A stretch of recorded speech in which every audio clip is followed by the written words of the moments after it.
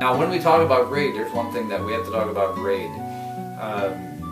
We're graded on many things. Now the grade of service is only one grade. And so these guys who are the Bogans and the Taugans and the Baogans, they can't rise up into Etheria because they haven't transcended self sufficiently in order to do that. And so they're graded on that. There's a grade for that. There's a grade for many different, grade of understanding. Well, when we're born with a grade, and this is called our birth grade. And this birth grade gives us a capacity for understanding things that happen at that grade. When you have, for example, a person who is born of grade 80, well, that's pretty high up there. That's above the beast for one thing. But what that means is that he can have angels who are grade 80 who actually live in that milieu of 80 and everything that all the accomplishments that have happened and that are concurrent with grade 80, with understanding and mastering creation, the elements of creation, I should say, not creation itself, but the elements of creation, to a certain level, that level of grade 80, being above the beast and all that, well, those angels live in that, and live within that milieu, live within that mindset. And they can come and talk to somebody and communicate with someone who is a birth grade of 80 or above, and that person will understand them, knowingly understand them. Now, he may or may not labor, he may or may not fulfill during his corporeal lifetime all the requirements that are required to live at that grade level. So that, for example, we know that some of those who formed the Republic of the United States, according to what's in Oahspe, there were many of them that were basically from grades from 60 who were prepared, from 60 up to 80 prepared birth, even up to grade 80, and then the 7 men into whom the safeguarding, essentially, or the gist of the Republic was resting in, was those 7 that were mentioned in Oahspe, and they were all above grade 80. And so all these men were capable of perceiving these the grade 80 level understandings. Not that they themselves were necessarily grade 80 in all their behavior. And if they were meat eaters, they certainly were not. And they had, when they died, they still had, that was, as we talked about earlier, that was their lowest foundation. The grade 80 was their highest foundation. And where they lived in between with their behavior was where they would essentially go when they passed on to spirit. But they had to stay close to earth if they were eating meat, because they would have to continually go down to constantly be replenished. And so, and that means eating what we were used to eating as we were corporeans. And by and by, in time, one rises above that animal substance stuff. The birth grade then is different from the grade of service. It's a potential. It's a grade of understanding, a capacity essentially that they were born. So in other words, a person could ideally shoot up to that grade and then live at that grade. And we did see this with the great leaders forth, who are essentially grade 95 and above.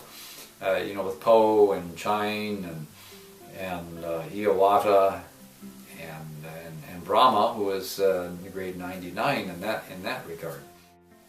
They were able to essentially shoot right up to that because they had the background for it. They had the forebears, their ancestry that gave them their mortal covering, so to speak, and the matrix that they were born within. That was all a higher grade. And so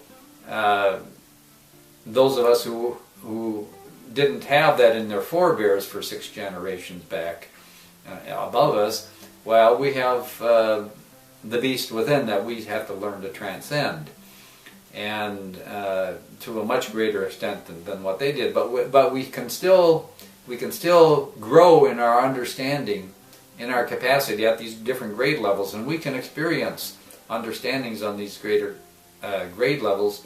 Mostly we can gain those understandings through the angels that we come in contact, or I should say that come into contact with us and give us inspiration, but we can also gain it through other mortals who are of that particular grade or higher, whatever it may be. And so, and always recall, there's always those who are greater than we are in grade, and always those who are lesser than we are in grade. So it's not about ego, and it's not about competition.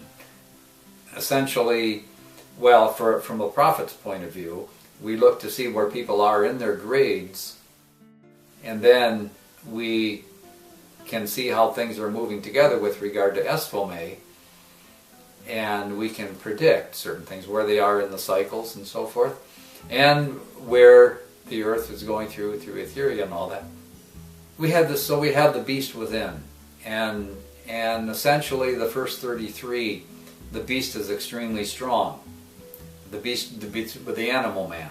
And so how do we deal with the animal man? The very first emblem that we see in Tablet of Bienei, first glyph, is the Esu. It's the self within. That's what that means, the self within. You are, I am, you always will be. No one can take that away from you. That's what that means. You have a center within. You have a center of light. That's the higher explanation. How you deal with the beast. You have a center of light within.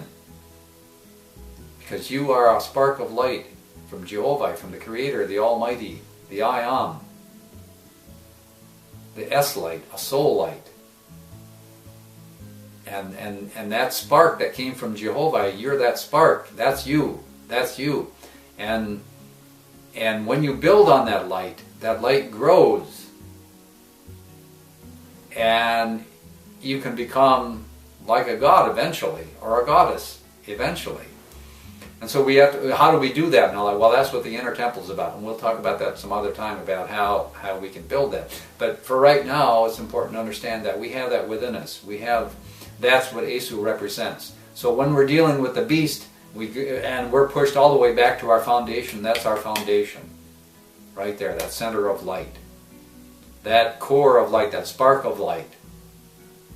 The I Am presence. The I Am who is Jehovah. We are of Jehovah.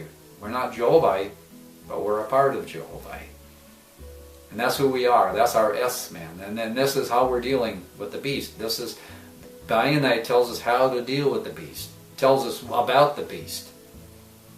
And so we look at the next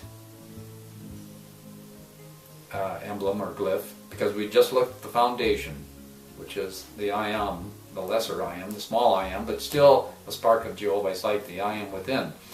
And we identify with that. Now we can identify with the animal nature of man. We understand, we're not trying to get rid of it. We know that we have that within us.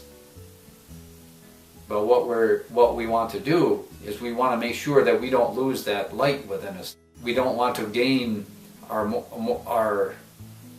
physicality at the expense of our S light, and we need not. So that's our core, our foundation is that light, but also we have the animal nature within us as our foundation.